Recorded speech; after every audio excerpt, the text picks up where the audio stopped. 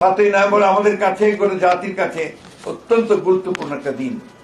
বিশেষ করে আজকের যে রাজনৈতিক প্রেক্ষাপট, যখন একটা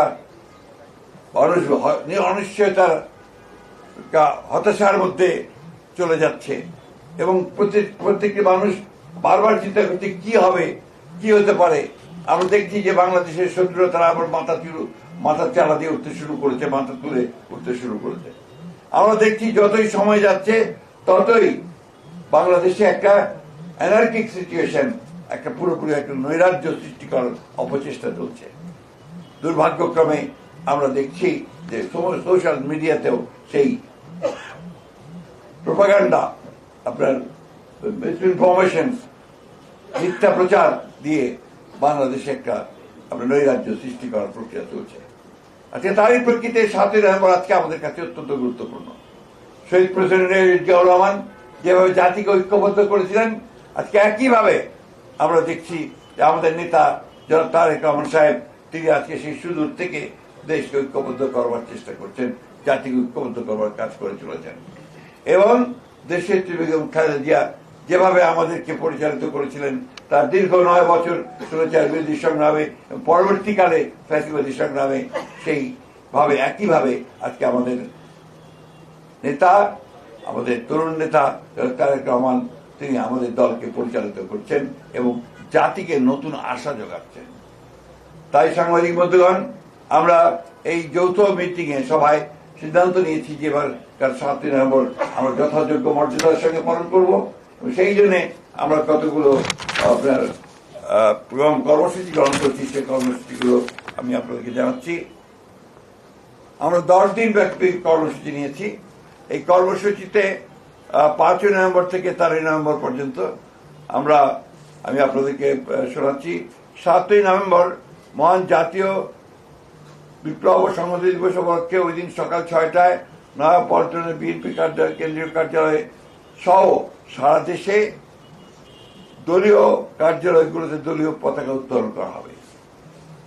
2 নম্বরে দিবসটি উপলক্ষে 7ই নভেম্বর সকাল 10টায় দলের জাতীয় নেতৃবৃন্দ সহ সকল পর্যায়ের নেতাকর্মী মহান স্বাধীনতার ঘোষক সাবেক রাষ্ট্রপতি শহীদ প্রেসিডেন্ট জিয়াউর রহমানের মাজারে পুষ্পস্তবক অর্পণ করবেন ও ফাতিহা পাঠ করবেন।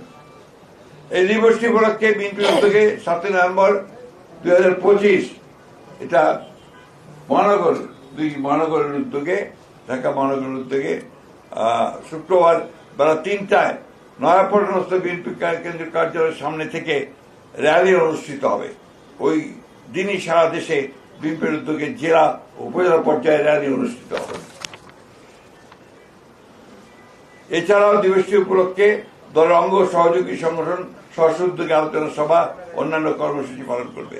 এর মধ্যে শ্রমিক দল 5ই নভেম্বর আলোচনা সভা করবে, ছাত্র দল 8 নভেম্বর টিএসসিতে আলোকচিত্র 7 ও 8 এবং আলোচনা সভা টিএসসিতে, ওলামা দল 9 নভেম্বর এতিম শিক্ষার্থীদের মাঝে শিক্ষা উপকরণ বিতরণ করবে, তাঁতি দল 10 নভেম্বর আলোচনা সভা করবে, কৃষক দল 11 তারিখে আলোচনা সভা করবে, জাসাস 13 তারিখে শহীদ মিনারে সন্ধ্যায় সাংস্কৃতিক অনুষ্ঠান আয়োজন করবে। আর ইতিমধ্যে 12 তারিখে ঐতিহাসিক 7ই নভেম্বর জাতীয় বিপ্লব সংহতি দিবস উপলক্ষে বিএনপির উদ্যোগে 12ই নভেম্বর 2025 বুধবার চীন মৈত্রী সম্মেলন কেন্দ্রে আলোচনা সভা অনুষ্ঠিত হবে। এছাড়াও এই 7ই নভেম্বর উপলক্ষে ডকুমেন্টারি, ভিডিও চিত্র, প্রিন্ট মিডিয়া সহ ফেসবুক, ইউটিউব, অনলাইনে অনেক ডকুমেন্টারি প্রকাশ করা হবে। এর মধ্যে 7ই বিপ্লব সংহতি দিবস উপলক্ষে পোস্টার ও ক্রয়পত্র প্রকাশ করা হবে। এই ছিল আমাদের কর্মসূচি।